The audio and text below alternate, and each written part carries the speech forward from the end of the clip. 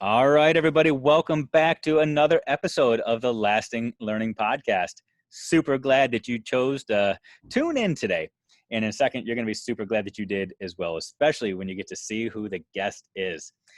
Our guest today is another amazing Canadian. I feel like I can just reach across the border and grab people and say, talk to me, and they're all stinking incredible. Canada breeds some amazing, amazing people. And today we've got another one joining us. We have a woman on who is an educator. She's a mother. She is a wife. She is an author. And you know what? She actually believes that everyone can do math. I can't even believe I just said that, but I'm going to dig into that in a little bit more in just a second. Today, we have Alice Aspinall with us. Alice, thank you so much for being here today. Hi, Dave. Thanks for having me. I'm so pleased to be here. Really, really happy to have this conversation with you today. Oh, I am extremely excited too, because I have a lot of things I want to ask you. But before I start talking about that and your mindset and your philosophy and all that, can you just introduce yourself to the world and let people know who you are other than this amazing woman from Canada? Yes. Hi, everybody. My name is Alice Aspinall, and I live in Ontario, Canada, as Dave mentioned. I am a secondary math teacher, so a high school math teacher. I have two young children, and before I taught high school, I did a lot of tutoring and in-class tutoring at the elementary level as well. But my focus more lately has been in the high school classroom. I'm also the author of children's book, Everyone Can Learn Math, which you can see here behind me. And that's a children's picture book, read aloud for the younger audience about how to apply the growth mindset to learning math. All right, that's awesome. And I want to talk about that in just a second, because I think it's interesting that it is a fictional book titled Everyone Can Learn Math, but it's based on fact. It's based on reality. So I want to make sure that we can center that. You said that you are a secondary math teacher. What specifically do you teach? In Canada, is it broken down here? Here in the States, we typically have this pattern of Algebra 1, Geometry, Algebra 2, and then the rest. How does it work in Canada? Right. So in Canada, it's a little bit different. In high school, you teach subject areas, and then within that subject area, you can be given different sections of grade levels or topics in math.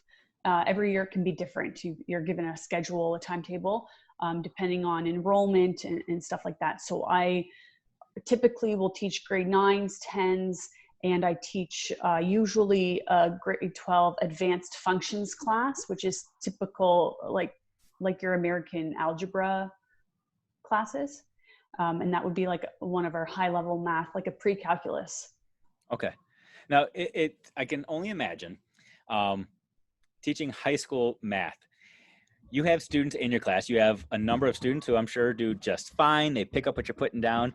But I'm sure you look at some other kids who look at you like a deer in headlights sometimes, completely terrified, completely out of their element, who feel like math just isn't for them, that they can't wait till they can get to PE or English or maybe even science class, but math just isn't in their wheelhouse. Does that ever happen in your room?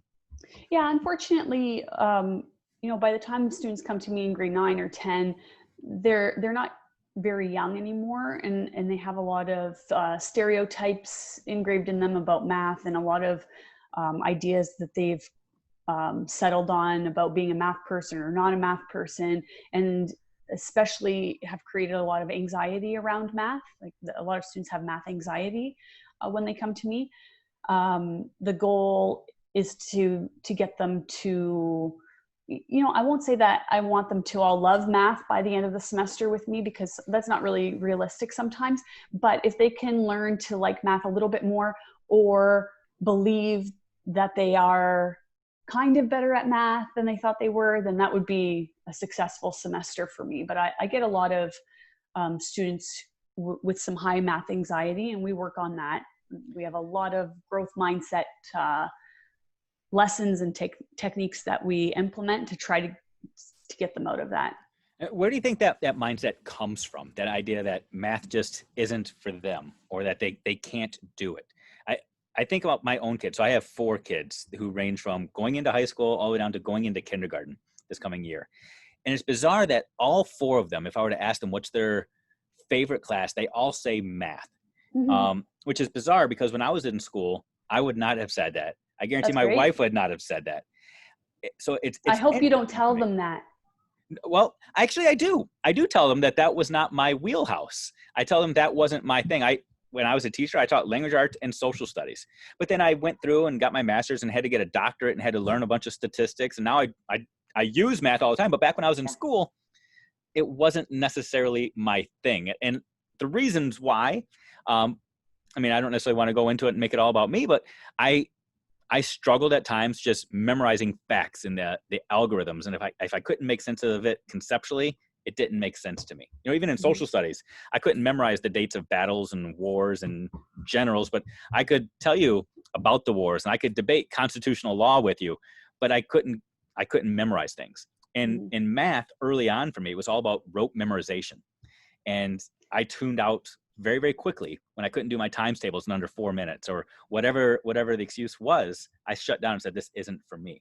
Yeah, I think that's a source of math anxiety for a lot of people, people in our generation who really don't like math. Unfortunately, it's due to those time tests and all of that rote learning and the memorization that they thought was associated with really learning math. And now there's a lot of research out there, a lot of proof that math is not about memorizing, and math does not have to be about rote practice. So hopefully that's changing. Maybe that's why your children really like it now. I hope that's why they like it. That Uh, it should be a bit more like science class for sure. in terms of discovering and experimenting, and not so much like just memorizing facts, because that's But not what math is. yeah, and you know, I've had these conversations with other educators, Mhm. educators who might not quite necessarily believe what you believe yet, Mhm. who might believe that you know the old way, and I'm using air quotes if you're listening to this, the Mhm. old way is the right way because after all, that way helped us put somebody on the moon, and that way helped us invent computers and the internet. Now, Yeah. you And know, that way created a whole generation of people who hate math. true.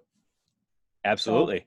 And it's interesting that a lot of those people that created a lot of those amazing inventions ended up being school dropouts because they realized that school wasn't necessarily preparing them for those things. So mhm. they had the conceptual awareness and they realized that school wasn't giving it to them. So now it's our challenge to do that. So how long have you been an educator?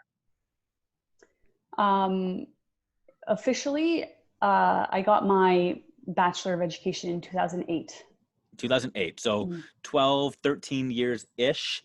Have you Mhm. seen math education evolve just in that decade and a half of time period? Yeah, definitely. And even I'm striving to teach math very differently than how I learned math in the high school classroom. I think when I was in high school, my math classes, although I enjoyed them because I was a good student, right? Like I'm Mhm. using air quotes again. Like They're I was a contagious. good, Be careful. We're yeah. using air Uh, quotes the entire time now. I was a good student, so I liked my math classes that were very much independent learning.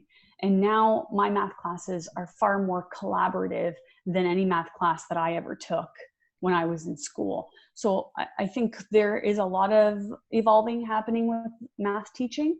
It's really turning into a more collaborative atmosphere and a team approach rather than just sitting in your desk and doing textbook questions alone by yourself.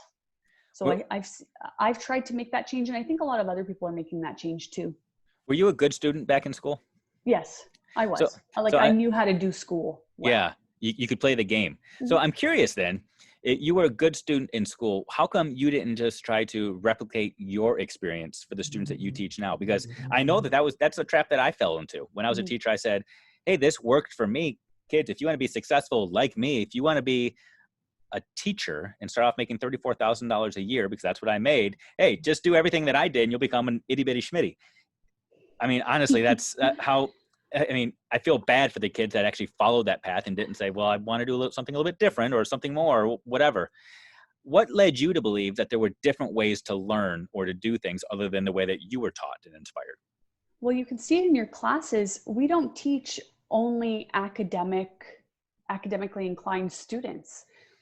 We teach students of all different levels, and it doesn't work. That method doesn't work for our students who are struggling, or students who are not engaged in class. It doesn't work, and you can see that it doesn't work. And so when you witness that these kids are not engaged and they don't want to do math, and they ask you why we're doing this and they're bored, you see that you really need to change the way you're teaching things to engage all of our learners, and not just that top small percentage of students who have learned how to do school well.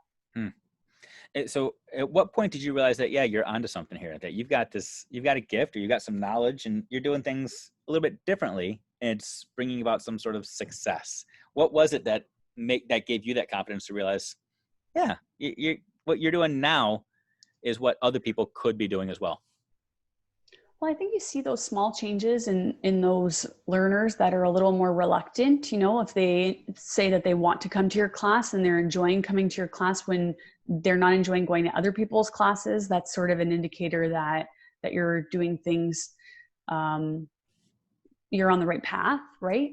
I think confidence comes with communicating with other educators and seeing what other people are doing and that it's working for them. And then you could say, well, I could do that too. And I think that my PLN on Twitter really helped me get the confidence to implement some different learning strategies in my classrooms several years ago. In Canada, do they have high stakes testing like we have here in the States, where government testing? Yeah. We do our government testing for math in the high school level is in grade 9. Okay, so just in grade 9. Do you feel the pressure from others to teach in a style that might not necessarily reflect what you consider to be best practice, to try to meet test scores, or to try to meet standards? Yes, that pressure is always there, because that doesn't go away. Like your scores or your students' scores on those tests don't really mean that you're doing a good job. Like there's a lot of other factors that go into those scores. So you do want to do well though, because they're used to compare schools against other schools, and parents look at them. But I can say that even with other strategies that we've implemented in the classroom, our scores are compared to previous years same or better, or it really is more dependent on the group of students that you're getting in every year, and not so much how you're approaching things in the classroom, I think. Gotcha. Okay. So you got this book, and those people that are watching this, they can see it sitting over your shoulder. Yeah. And you mentioned this a little bit in the introduction. Conceptually, it's a book to try to encourage the growth mindset in math for some of our younger learners. But it's also one I would argue that people like me could read and realize that, yeah, everyone truly can learn math. And it's told through a storybook fashion. So it's not just a bunch of research about growth mindset. It's not a bunch of Carol Dweck and stuff like that hitting you over the head. But at what point did you say, yeah, I've got this story that I need to tell, and I have people out there that need to read this? Can you talk us through the journey and evolution of this project? Yeah, so you're right. It's a children's book. So it's a story about a young girl who thinks she's not a math person. And then she goes about her day and makes some connections and realizes that she maybe needs to persevere through her struggles a little bit more. And I had learned a lot of Dr. Jo Boaler's research on math mindsets and everything she's done with ucube.org.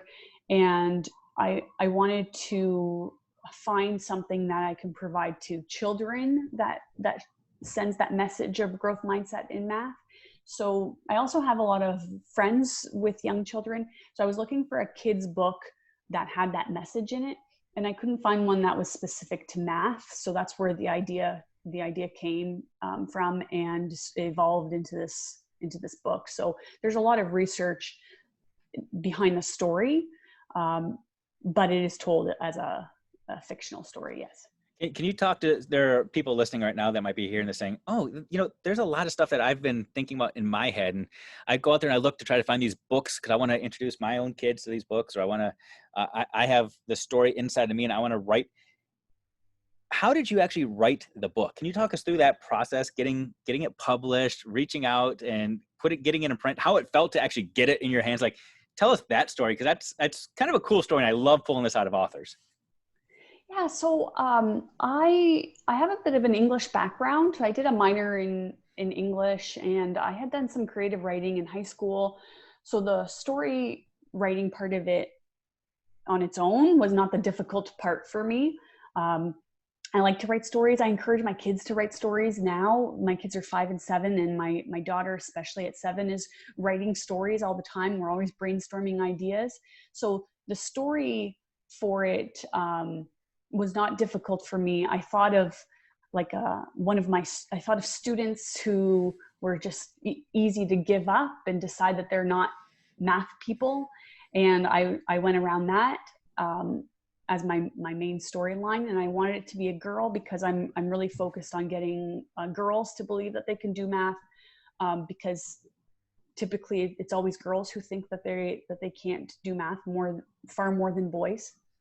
So I was really adamant about it being a female character, and so I was able to write this story. And I actually originally had self-published the book, because the publishing world for children's books is very saturated and really difficult to break into.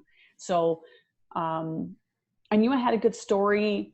I self-published it, and then less than a year after it came out, it was doing quite well. And then I was trying to get a publisher to take it on. So it was a little untraditional. Mm-hmm.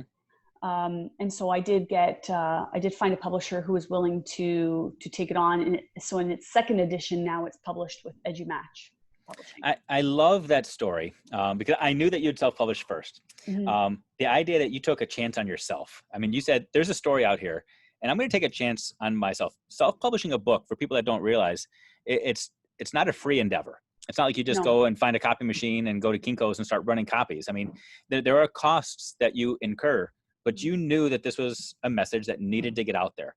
And you said that you were going to put yourself and your story on the line to help kids because you knew the power behind it. I absolutely love that. I mean, those people that like to watch Shark Tank like me, oftentimes the sharks will ask, and how much of your own money did you invest in this product? And they always invest money in it. So putting ideas, even if it's a magical idea that you know other people need to hear, is going to cost something, either financially or your time or your effort, in your energy.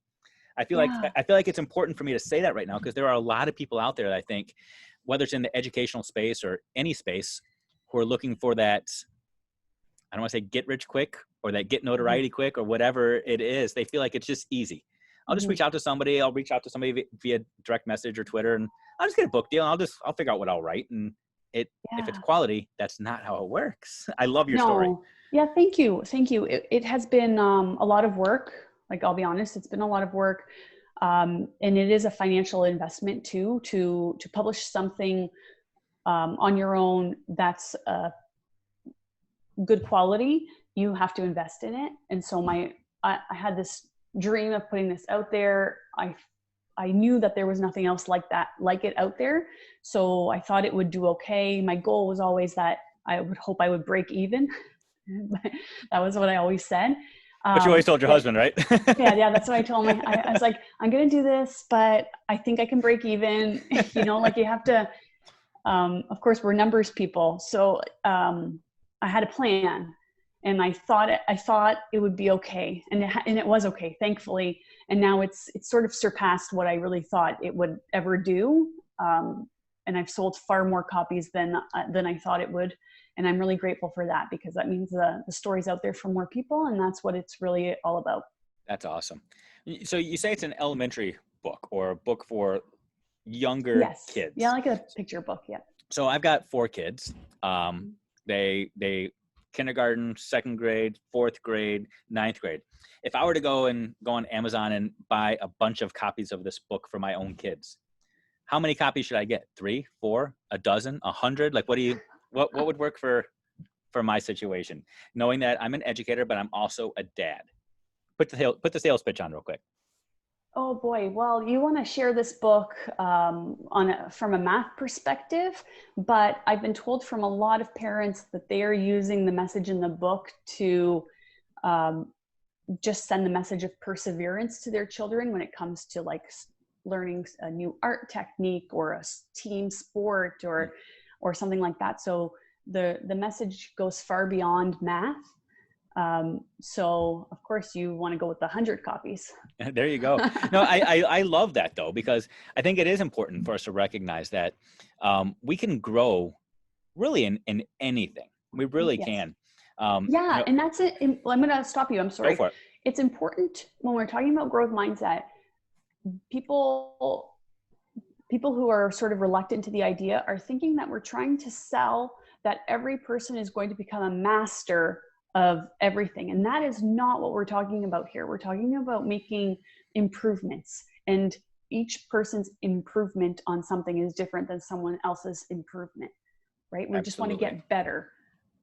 That's all. And sometimes better is a really big gap, and sometimes it's something, just a small step, but sometimes that small step is not an improvement you've seen in a really long time. So that's No, success. no, I think that's an important thing to highlight, because that is something that you'll hear people say. They will say, well, no, but some people are, and I hate this, but I'll say it, left-brained or right-brained, Mm-hmm. or boys are more inclined for this and girls are more inclined for it's. I'm not going to go into all of that, but we can all get better every single day at something, at Yes. everything. We Yeah. really can. Yes, you have some God-given strengths, some God-given talents that are innate, that you need to champion and cheerlead and make that a part of you. Absolutely. But that doesn't mean you simply give up on everything else. It's like, as a person, I can't say this is just who I am and you have to deal with it. No, if I've got flaws, I need to work on those flaws and try to improve so that I can be a better version of me tomorrow for you. So whether it's math, whether it's sports, whether it's writing, you can always get better at something. And the idea of using math as that lens is something that truly every single kid can relate to, because whether or not math is a struggle for them or not, they know that math is difficult for some. So it's a message that relates. So kudos to you for recognizing that and running with the story and the vision. That's great. Thank you. So what is next for Alice Aspinall? Oh, well, I'm working on another children's book right now, which should be out in next spring, hopefully. Okay. And it follows the same characters of this book. It's going to be a children's book again. There's a little more math in it, so we're working on some more elaborate math problems, but the same kids are working through and encouraging each other to get through some math problems. So it should be a good one. I'm excited about it. Writing a book is kind of like an addiction, isn't it? Once you start, you're just like, oh, I got more to say. There's people that want to hear this. I didn't think I would do another one, but here we are. That's awesome. That's so good. So Alice, we've talked about your journey here. I mean, we've talked about your 12, 13 years in education. We've talked about your belief system. We've talked about what's coming next. If you were to say, listeners, here's what I want you to remember. Here's the truth that I want you to fixate on. I always call it the mic drop moment, but that thing that you say, remember this. You can, if you forget about the last 25 minutes of this podcast, that's great. But this is the thing I want you to remember me for, because it's going to change your world and change your life. No pressure at all. But what would that be? What would you say is that mic drop moment that you want to deliver? We need to remember, when it comes to math, there is no math person or non-math person, but we want to work towards improving whatever math learning we had before. So you're going to do some dedicated practice, purposeful practice, and believe in yourself. And with that practice and that belief, you can get a little bit better each day. Try to improve your math learning as you move along. There you go. You can get better every single day. That's a lesson both for the kids and for us old people. We can all continue to get better at everything. That's so true. Good. So good. Alice, you are amazing. You're doing some awesome, awesome things. So Thank you, Dave. I appreciate you finding time to sit down and connect with me and share this vision, share your story with this audience. For people that want to connect with you and track your journey, just tell them, how can they keep tabs of what you're up to? So you can go on my website, everyonecanlearnmath.com, and there are links there to there's some free resources on vocab and language around math, which I'm a really big believer in. So you can check those out, some links to purchasing the book, and you can connect with me online. Facebook is Everyone Can Learn Math. Instagram is Everyone Can Learn Math. Twitter, Everyone Can Math. You can find me on YouTube too. I'm Awesome. all over the place. And I'll have all those things listed in the show notes for those of you that are the high achievers and actually read show notes of podcasts. So just look down below. You'll see those there. But if you just heard it, just rewind 15 seconds, hear it all again, track her, follow her. You'll learn some amazing, amazing things. So again, Alice, thank you so much for taking time out of your schedule. And listeners, go buy her books and follow her journey. She's awesome. Thank you. Thanks, Dave. Thanks, everybody.